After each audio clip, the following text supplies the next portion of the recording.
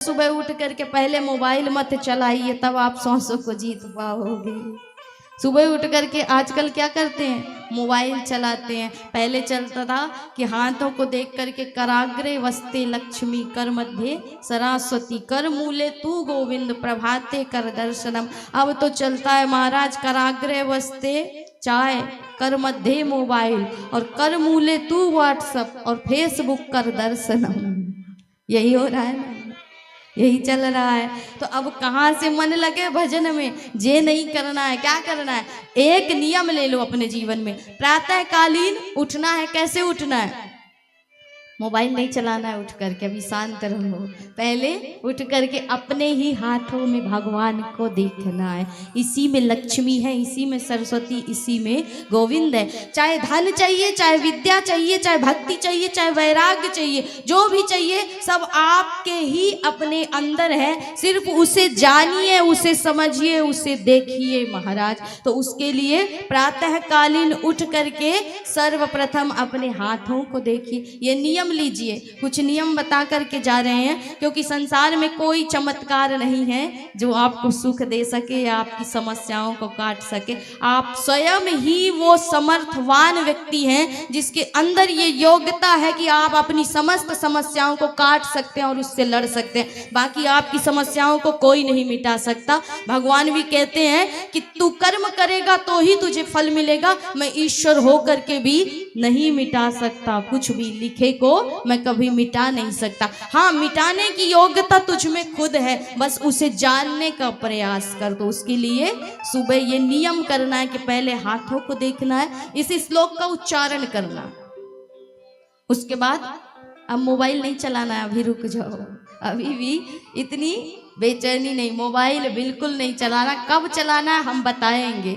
अगर आप ये करते हो तो आपके जीवन में जितनी भी नकारात्मक शक्तियां हैं, निगेटिविटी आपकी जो सोच में बैठी हुई, अपने आप दूर चली जाएगी। सिर्फ ये सरल सा एक प्रयास करना, उपाय करना, क्योंकि जब जो चीज हम अपने आप में जिसका प्रयोग करते हैं, जिससे हमें लाभ होता है। गोस्वामी जी क्या कहते हैं कि स्वांतः सुखाय तुलसी रघुनाथ गाथा, अर्थात जब तक मुझे जिस चीज से सुख ना मिले तो मैं जगत को क्या सुख दे सकता हूँ, जगत का क्या कल्याण कर सकता हूँ। तो पहले ये चीज जो मैं बता रहा हूँ या बता रही हूँ, ये चीज पहले मैंने अपने आप में प्रयोग किया होगा। मुझे यदि उससे संतुष्टि मिली, सुख मिली, तो मैं आगे भी बताऊं ना उस चीज को। तो महाराज सिर्फ ये साधारण सा उपाय करिए कि पहले हाथों को देखिए, उसके बाद पृथ्वी माता को प्रणाम करना है, भगवान का नाम सुमिरन करना।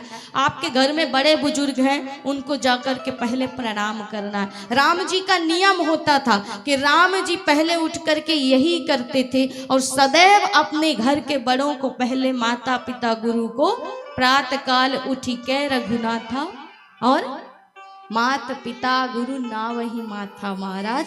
तो भगवान भी पहले प्रणाम ही करते थे, क्योंकि बड़े बुजुर्गों के चरणों में विष्णु का, लक्ष्मी का वास होता है और उनके आशीर्वाद से हमारे जीवन के सारे विघ्न खत्म हो जाते हैं। तो उनको प्रणाम करना है। उसके बाद आपको अगर घर का काम है तो काम को पूरा करिए। उसके बाद सर्वप्रथम स्नान करना है। स्नान करके जो घर की माताएं हैं, पुरुषों को भी सर्वप्रथम भगवान का स्मरण करना है, पूजन करना है। पर जो घर की माताएं हैं वो नियम ले कि उठ करके जब हम स्नान करने जाएं, ये प्रक्रिया करके स्नान करके आए तो पहले सूर्य भगवान को अर्घ्य दीजिए।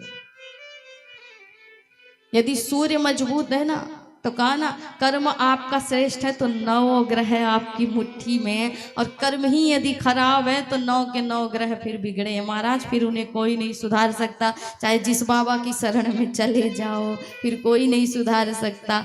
तो पहले सूर्य भगवान को अर्घ्य देना है। उसके बाद तुलसी मैया की नित्य प्रति सेवा करिए, क्योंकि तुलसी ही है जो कलयुग में भगवान विष्णु की, लक्ष्मी की, नारायण की प्राप्ति करवा सकती हैं। साक्षात लक्ष्मी का अवतार है तुलसी मैया। उसके बाद आकर के भगवान का पूजन करना है। सुंदर उनके सामने बैठिए, दीप प्रज्वलित करिए, क्योंकि कुछ चीजें हैं जो हमारे कर्म की साक्षी होती हैं, उसमें साक्षात सूर्य भगवान और अग्नि देवता तो मुख्य रूप से हैं, जो 24 घंटे हमारी प्रक्रिया को देखते हैं और हमारे कर्म के साक्षी माने जाते हैं। इसलिए कोई भी पूजन होता है, पहले हम सर्वप्रथम दीप प्रज्वलित करते हैं। दीप जला करके हम कहते हैं कि प्रभु आप मेरे कर्म के साक्षी बनिए, जो भी मैं करूं उसके आप साक्षी हैं। तो दीप जलाइए, उसके बाद पूजन करिए। पूजन करके एक नियम लीजिए कि सुंदरकांड का पाठ अवश्य करिए।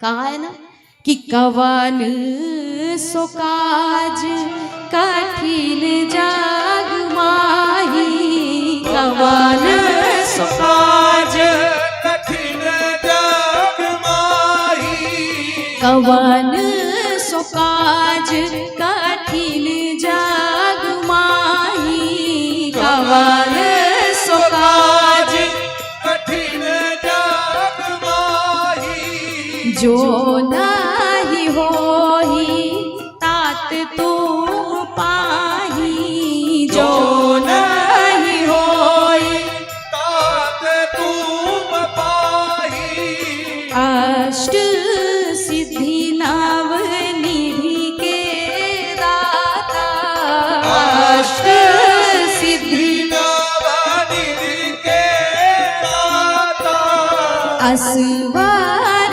दीन जानकी माता, असवार दीन जानकी माता, श्री राम जय राम जय जय राम, श्री राम जय राम जय जय राम, श्री राम जय राम जय जय राम। तो महाराज चारों जुग प्रताप तुम्हारा है, प्रसिद्ध जगत उजियारा।